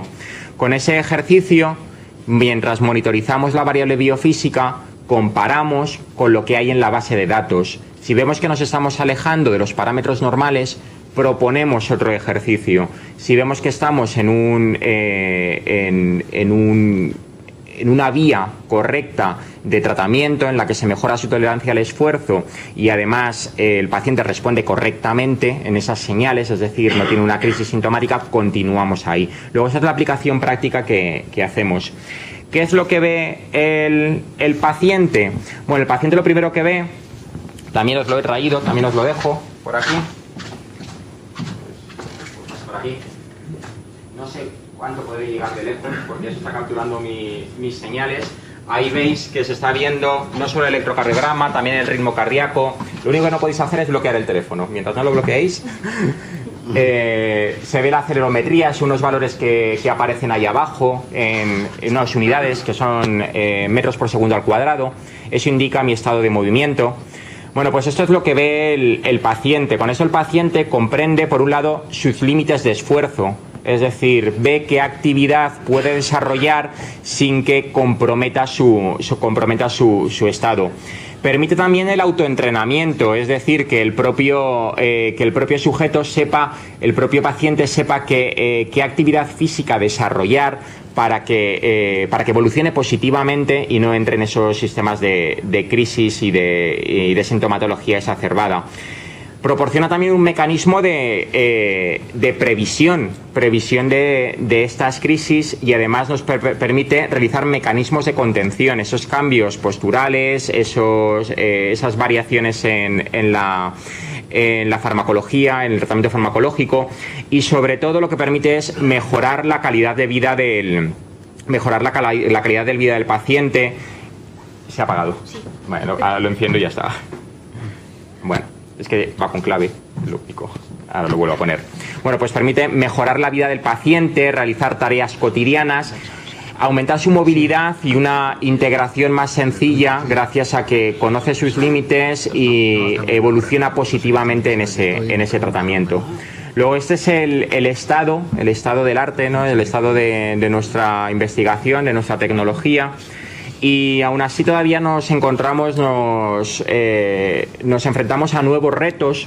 Los nuevos retos es, pues por un lado, la adaptación a los patrones de cada sujeto, de cada paciente, son totalmente diferentes.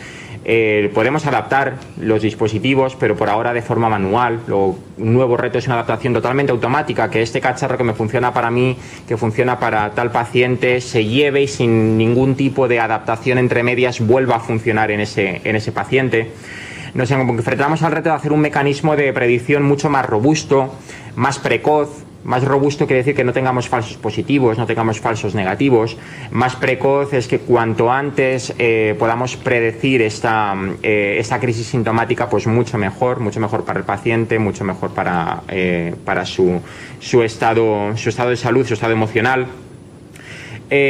Nos enfrentamos al reto de una optimización multivariable. ¿Qué es esto?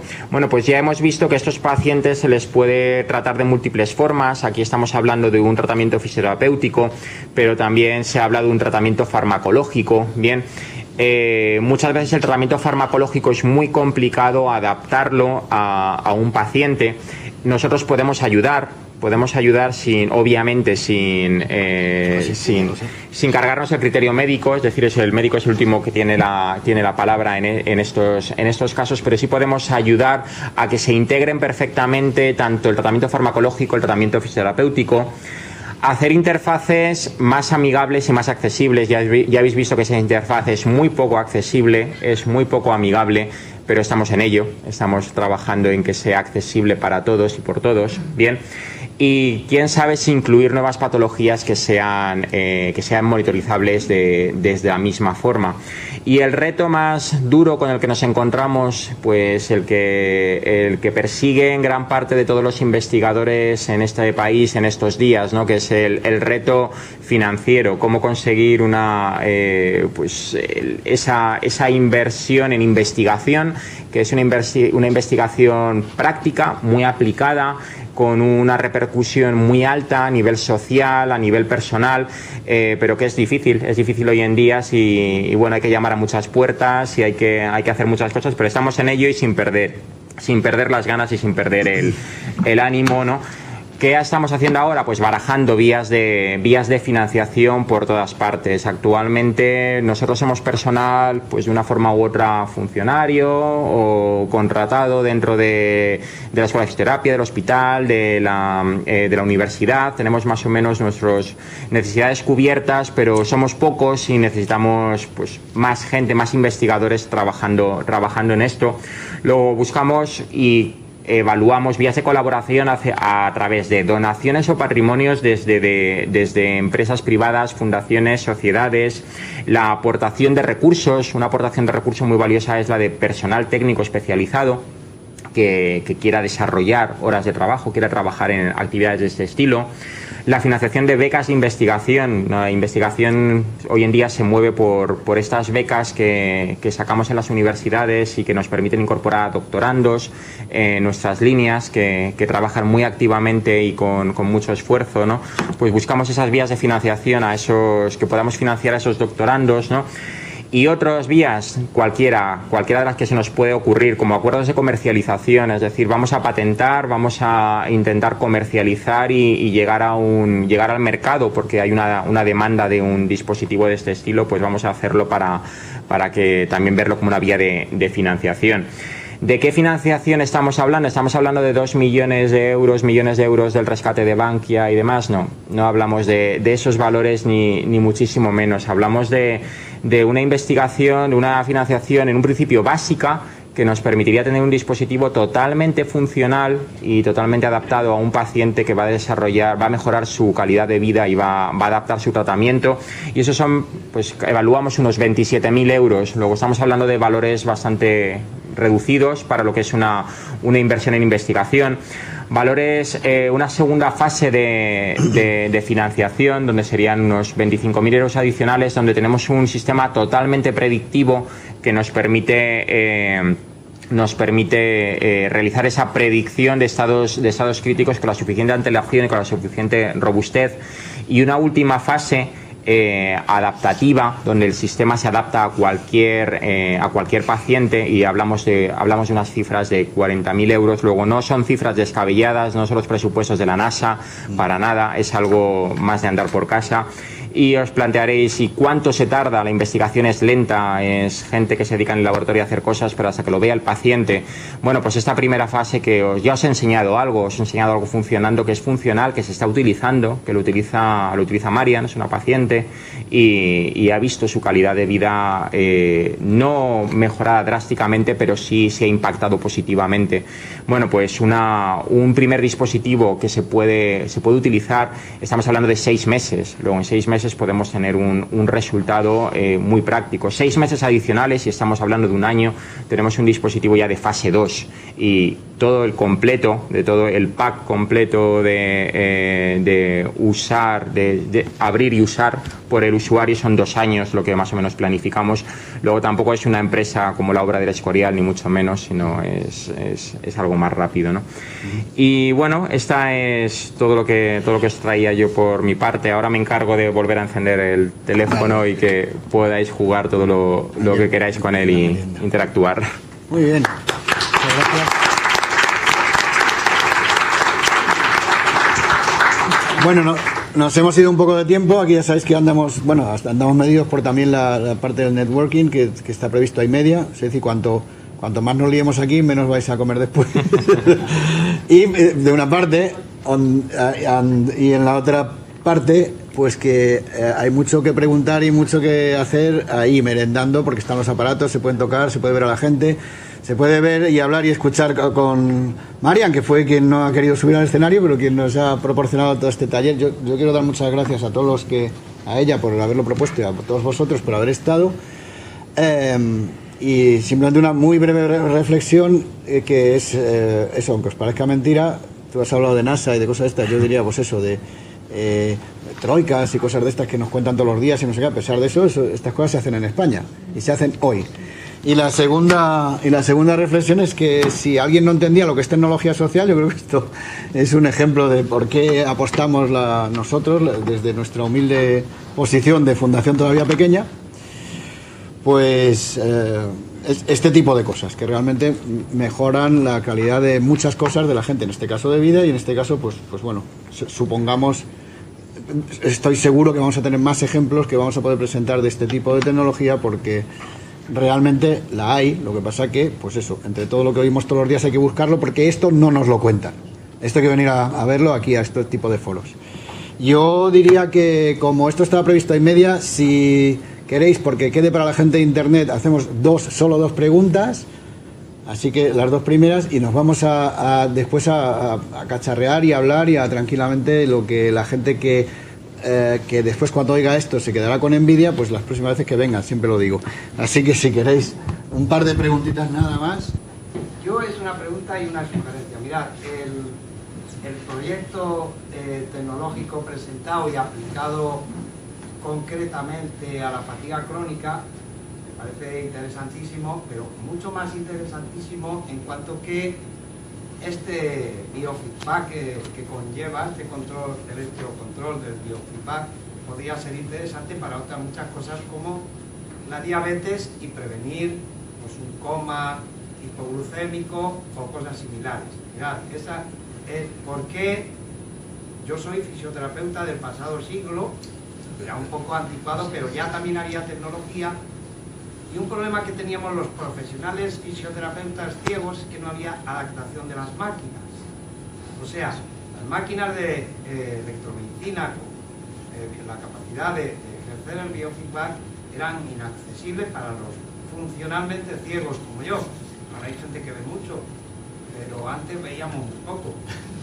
Entonces, yo pregunto que ¿por qué no se presenta con doble vertiente a los premios de I+D de 11 para optar al premio, que pues sería una vía de financiación y daría una respuesta a los ciegos totales, no a estos ciegos que ven más que Dios?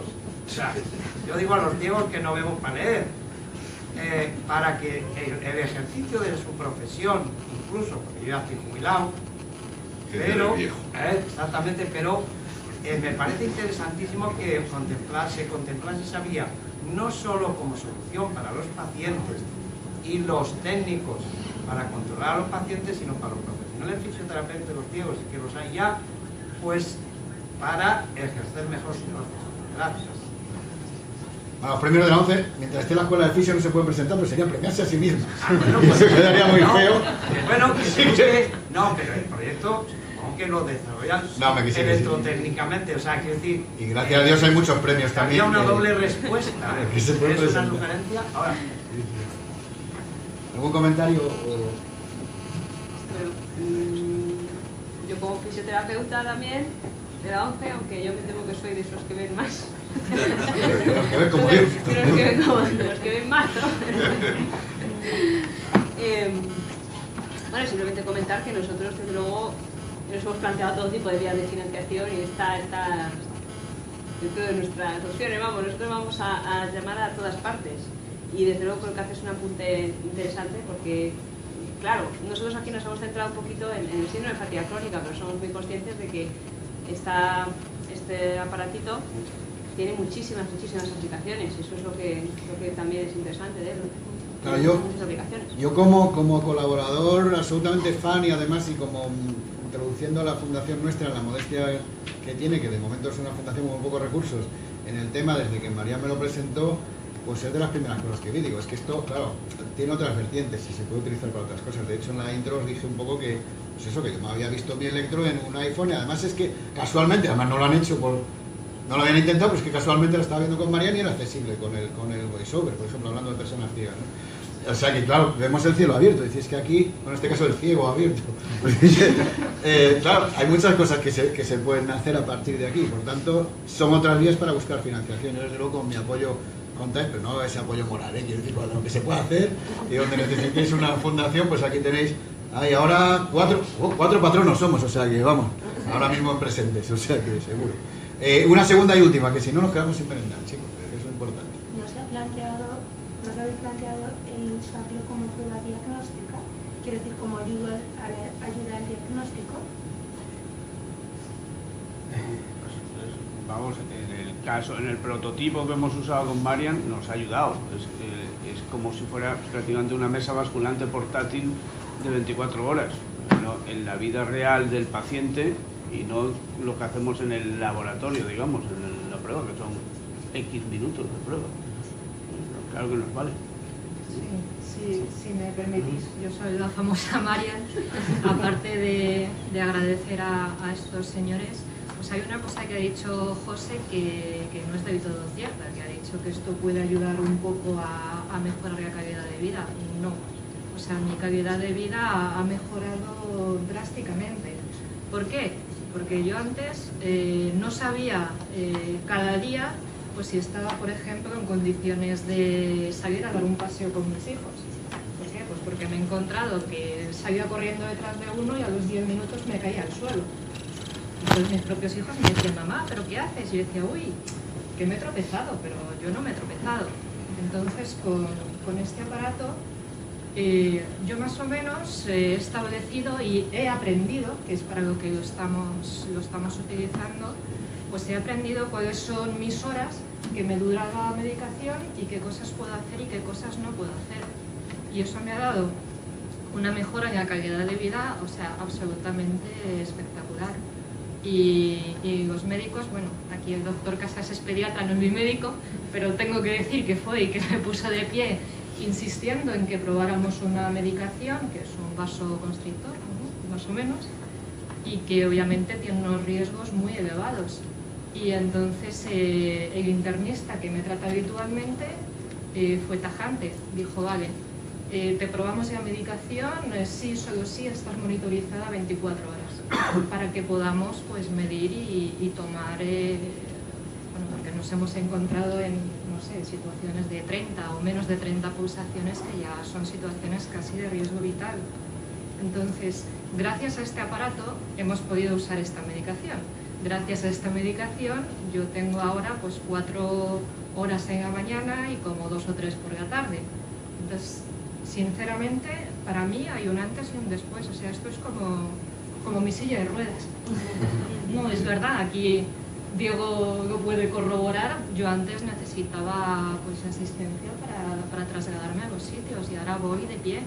Y tengo un rato, y sobre todo tengo un rato de paz, de saber que tengo un intervalo de tiempo que pueda hacer unas actividades con una cierta seguridad.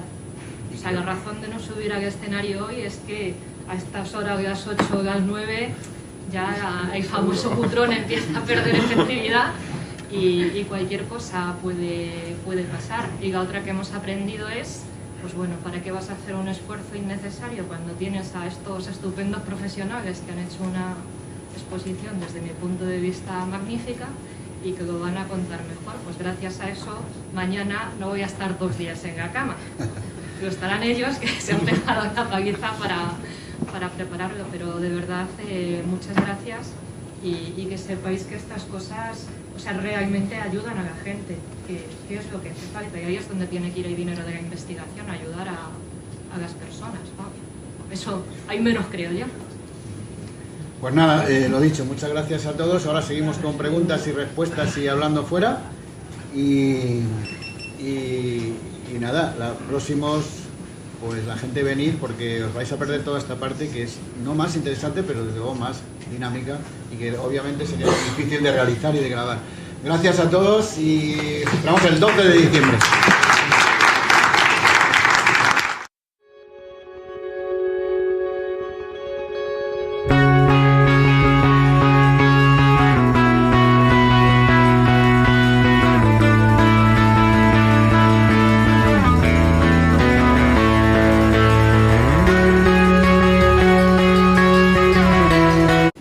Y se habla mucho de la casa que cuida, de los cuidados, de cómo la tecnología nos tiene que ayudar también a cuidarnos en todos los sentidos.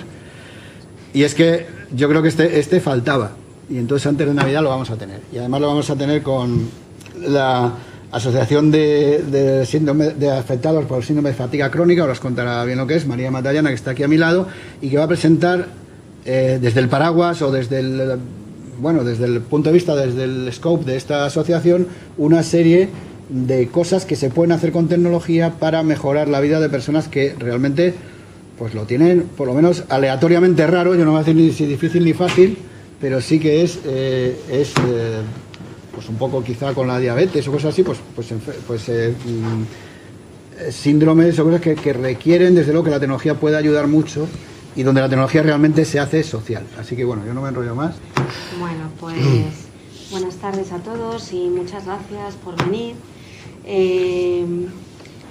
Gracias lo primero a Enrique y a la Fundación Tecnología Social por darnos esta oportunidad de contar que existimos y dar oportunidad a los profesionales que vienen con nosotros de poder explicar los proyectos o el proyecto en el que en este momento estamos, y al CEAPAT y a su directora también por acogernos en su casa para esto.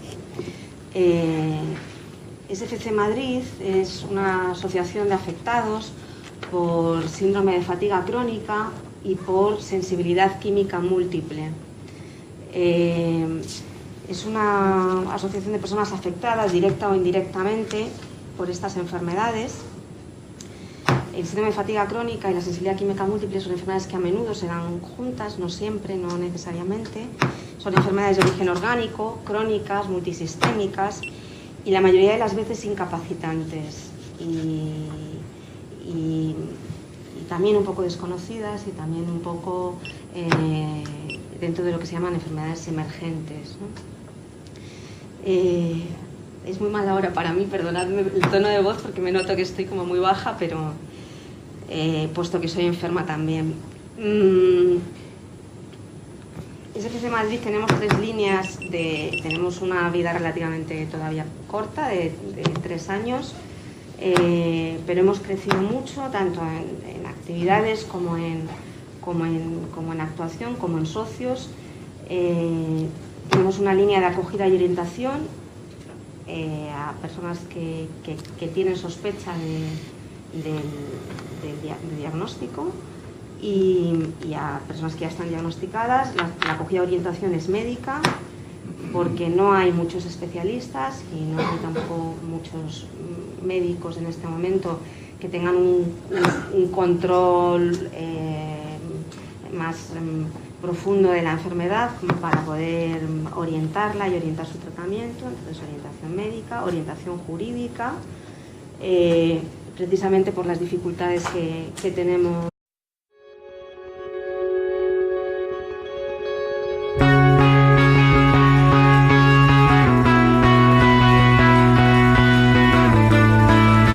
Buenas tardes. Hoy te íbamos a tener es de los días que hemos empezado más pronto. Siempre solemos empezar a 1:30. Hoy apenas hay 20 o por ahí, está muy bien. Cada día somos más puntuales. Y por lo que veo cada día somos más, porque aunque falta gente por llegar, parece que había atascos, pero hoy es de los CATs más multitudinarios. Insisto, aquí lo que interesa no es tanto el número cuanto la calidad del encuentro, en el sentido de que esto pretende ser un poco, como hemos dicho muchas veces, el iniciador de lo que es la tecnología social, en el cual la gente venimos, nos reunimos sin problemas, sin que nadie nos haya convocado más que, porque bueno, nosotros somos uno más a decir que vengáis, pero nada más, y en el que después sobre todo no, simplemente esta parte que es la que más se ve en internet, a los que lo vean después. Esta es la parte que se ve, pero después está la parte de la merendilla, que es donde realmente pues ya se produce lo que es el hablar y tal, y ahí sí que se nota mucho más la libertad que da el que no te haya convocado nadie o que no esté pasando nada, no nos hayan convocado a ningún concurso ni a nada, ¿no? Entonces, bueno, tenía yo aquí, yo como siempre empiezo con las notas de aquí de lo que es mi libro, que es el libro vuestro, que es la fundación, porque siempre tenemos que decir algunas cosillas, también para que queden y que la gente se vaya fijando. Una de ellas es esto, que es el RST del que estábamos hablando ahora, y que es el encuentro sobre responsabilidad social tecnológica. Sabéis que el primero lo celebramos en Donosti, en San Sebastián, en el 2009. Hasta este año no habíamos encontrado manera ni financiera ni no de volverlo a hacer. Responsabilidad social tecnológica, sabéis que es un concepto que, paralelo a responsabilidad social corporativa, por lo que pretende es que la tecnología sea responsable y por medio de la tecnología a la gente le sea más fácil vivir. No hablamos de discapacidad, no hablamos de nada, sino de complementar las capacidades que ya la gente tiene de entrada, pues para que la vida sea más fácil y más cómoda, ¿no? Para eso está la tecnología. Y para eso se inventó la tijera, el cuchillo, la onda, el no sé qué. No estamos tampoco, que a veces nos miramos el ombligo, y sí estamos en internet, pero nada más, ni nada menos. Ese encuentro que se iba a celebrar en principio, me parece que empezaba hoy, pues se retrasó porque estábamos encontrando muchísimos actos que se celebraban, y entre otros, y abro paréntesis para volver a felicitar, y ahora públicamente porque va a quedar, a CENTAC por su congreso, su encuentro que tuvo hace unas semanitas, en el que nosotros participamos, y que entre ese encuentro y otros, pues había mucha concentración de encuentros y de congresos y de conferencias ahora en noviembre. Entonces preferimos, y aquí el amante de la numerología Miguel Ángel Valero, pasarlo al 13 del 13. O sea, el 13 de marzo será el acto académico, 14 y 15 son los días reales, y ahí nos presentó algunos equipos. Bueno, pues va a comenzar, estamos haciendo el adelantamiento, me deja adelantar la pre-campaña de que van el 1 de diciembre a potenciar muy fuerte el que es el de apertura de fincas. Y recordar que todos los que presentó se llamaba de Óscar, y es un equipo que por 2.600 euros, estamos hablando de una comunidad de vecinos, nos abre la puerta solo a cualquier persona que llegue, tanto de si se la abrimos desde el telefonillo como si somos vecinos y damos con la llave en un lateral, la abre la puerta solo, nos deja entrar con la bici, con lo que sea, sin cables, sin montajes, o sea, muy fácil de hacer. Y bueno, ahí tenemos unos folletos porque se va a vender a través de la tienda de Tenius Socialware, que conocéis también, en lo que es la venta online, pero además va a estar presente en varios sitios y va a hacer Monse una campaña, yo creo, fuerte. Ha llevado mucho tiempo ella produciendo e invirtiendo, y yo creo que ya es hora de que empiece a vender, cuando además la venta no es una moto ni mucho menos, sino algo muy útil y muy fácil. Dicho lo cual, pues... ¿Qué? Ay, el 12, perdón, es el 12 de diciembre, miércoles. Me corrigen aquí la señora secretaria, que paso está. Muchas gracias, Celia. 12 de diciembre, yo me iba al 13, no sé qué pasa al 13. 12 de diciembre, el próximo CATS. ¿Pero dónde? Tenemos muchas cosas pendientes en CATS, pero una de ellas, y nos gustó mucho que viniera Marian Díez al pasado, vino por primera vez y dice que ya va a venir a todos, pues por el tema de la dichosa medicina y la tecnología juntas. Yo creo que hemos visto de todo, en eso estamos viendo de todo. Ahí tenemos gente muy experta, desde Juan Carlos Ramiro hasta Miguel Ángel Valero, que están aquí en el público, que han trabajado mucho en eso. Otros hemos trabajado más o menos, menos más. Aquí pues podríamos hablar desde las cosas de la Cruz Roja y las cosas que se ponen y los no sé cuántos y las lobbies de las cosas que se ponen, y sin complicarnos mucho. Hay mucho hecho, pero como mucho Babel. Y yo vi cuando María me contó lo suyo, pues bueno, lo suyo que es pegado a la asociación que se va a presentar hoy y el tema que vas a presentar hoy, cómo la tecnología de forma probablemente más fácil se puede utilizar, no es, digo la parte de tecnología que se utiliza, no lo que se hace después, que eso puede ser más o menos difícil, puede requerir más o menos investigación, pero lo que me refiero es a, pues eso, el poder ver, por ejemplo, el electro de uno en un iPhone, verlo, estoy hablando de una persona que no ve y poderlo acceder, dices, caramba, pero si esto no lo están vendiendo hace años y no había nada, y resulta que es que está hecho y no lo sabíamos. Entonces, conectando la realidad que van a contar hoy, pero con lo que yo pensaba que también tiene de novedoso el sentido de que hay muchas cosas por ahí que no nos enteramos y que existen, como yo que sé, medirte las pulsaciones con el dedo y no sé qué, pues resulta que es accesible con VoiceOver para los que no ven, o cosas de este tipo que parece que es que hay que contratarlas porque son unos servicios carísimos y no es para tanto, más la realidad que van a contar hoy, pues dije, pues tú te vienes, porque te vienes o nos preparas uno, porque de medicina no hemos hablado todavía, de medicina pegada con tecnología no hemos hablado nunca, de telecuidados tampoco, y es un tema del que vamos a hablar mucho. Miguel Ángel y yo llevamos mucho tiempo trabajando en eso. Miguel Ángel mismo tiene su hogar digital accesible. Pues a nivel laboral, por la incapacitación que produce, y a nivel social. Tenemos una segunda línea que es de sensibilización social, de que se conozca, como estamos haciendo hoy aquí, y de reivindicación de los derechos, pretendiendo asegurar tanto una atención médica adecuada como una valoración justa y actualizada en nuestros casos para la obtención de incapacidades laborales y discapacidad en los casos que lo requieran.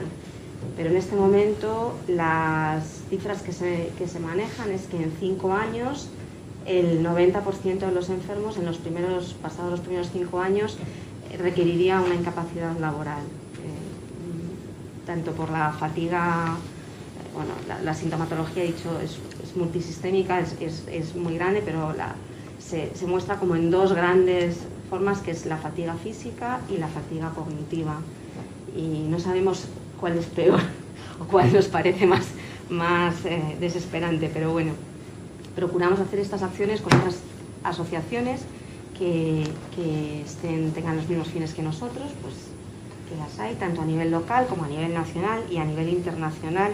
En el caso del síndrome de sensibilidad química múltiple, que todavía, por ejemplo, no está reconocido por la OMS, ¿no? Entonces estamos ahí detrás de este tema.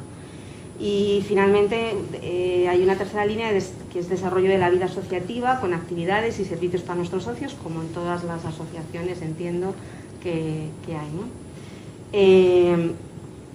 Entre las que tenemos, por ejemplo, pues voluntarios para acompañamiento y para gestión a los enfermos, en fin, determinadas cosas. Y de alguna manera, gracias a Marian, que no ha querido estar en la mesa, pero está en primera fila y luego pues podéis hablar con ella si queréis, y que es una de nuestras socias, hemos iniciado una línea de investigación que la teníamos en los estatutos, pero que todavía no teníamos la fuerza y la dirección adecuada, y bueno, pues ella ha conseguido de alguna manera unir a un equipo multiprofesional, multidisciplinar, que sería un poco, uno pensaría que es difícil de juntar, y lo ha conseguido, y en una dirección interesante y novedosa, y de alguna manera en estos últimos meses nos hemos estrenado en la línea de apoyar y promocionar pues la investigación, con esta investigación de nombre tan largo que se llama monitorización activa con sensores biométricos para la mejora de la autonomía personal en pacientes con fatiga incapacitante, y que Marian en los correos que nos manejamos llama fatigómetro directamente, ¿no? Que quizás es más coloquial, queda menos científico, pero sí es verdad que a nivel enfermos, pues y lo que lo habéis oído, pues os resulta mucho más de cuando se va a celebrar este encuentro, que no congreso. No es un congreso científico, es un encuentro un poco más en otro plano que esto, pero en el que ya está en la red, en la fts.org.es podéis ver el programa provisional, podéis ya inscribiros, y habrá pues desde talleres hasta lo que es exposición, las mesas redondas y un poco lo que suele haber en estos encuentros, pero un poco distinto. Recuerdo que el del 2009 fuimos los primeros que nos atrevimos a poner una pantalla de Twitter detrás, que los ponentes estaban un poco, dice, si me insultan, digo, si le insultan desde el público, que más da, si viene de atrás o que venga adelante, lo que dice que era muy novedoso y estaba empezando a ocurrir. Y también pues pusimos Facebook y pusimos alguna serie bueno, hicimos cafés, tertulias, cosas que no se suelen hacer en los congresos, digamos, más, no digo serios, sino más al uso, porque el RST es un encuentro muy serio en el que esperamos salir con conclusiones de cómo la tecnología tiene que estar hecha a favor y para la gente, nunca en contra y desde luego no de espaldas. Y sobre todo ya también desde el punto de vista empresarial y demás, lo digo siempre, pues por propio egoísmo o negocios. Si a nuestro público le llamamos usuarios y son los que nos rompen las cosas y vaya gente, pues ¿a quién vamos a vender? O sea, tratar bien a la gente. Bueno, RST 13, bueno, sobre todo 14 y 15 de marzo. El próximo CAT será el 13 de diciembre, digo para que vayáis reservando. Y estás seguro que tanto que hemos hablado de la parte de textil táctil, muchas veces los que habéis venido bastante tiempo lo habéis visto, pues vamos a tener una exposición real, grande y con la persona creadora de este tipo de temas. Vamos a tener un poco de arte, serigrafía en tela, camiseta va a ser muy festivo, muy de Navidad, pero con tecnología también de serigrafía y tela aplicada a lo que es el arte, lo que es la señalética, lo que es incluso el braille hecho en tela, todo esto que sabéis que hemos hecho pequeños tallercitos aquí al final, pues va a ser un CATS entero dedicado a. Muy interesante va a ser. También voy abreviando, pero no quiero sin celebrar el 4º aniversario de la FTS, que nos presentamos aquí. No sé si ha venido Cristina, ¿ha aparecido? ¿No está? Sí. Ah, gracias, Cris. Es que no... Estaré en Zaragoza, pero estoy aquí. Esto de no ver... No, yo estaba como en Bavia, porque yo como de aquí a allí no te veo. Bueno, hace 4 años, el 18 de noviembre, nos presentamos aquí en este salón, no en el de abajo, que es más grande, porque vino mucha gente, y tuvimos la presentación oficial de la Fundación Tecnología Social. Que bueno, aquí seguimos vivos, coleando y haciendo cosas, y además seguimos con unas excelentes relaciones con CEAPAD, que nos soporta y nos mantiene. Muchas gracias, CEAPAD, y muchas gracias a todos los que habéis hecho la fundación posible y la seguiréis haciendo, porque bueno, parece que no nos vamos de aquí. Estamos aquí para quedarnos y para tratar de que las TIC y la tecnología sea algo interesante. Y nada, lo último, ya recordaros que, bueno, después os adelantando un poco algunas cosas, aquí sabéis que uno de los CATs estuvo ELEA Soluciones. Estuvo Montse Carrillo presentando sus equipos de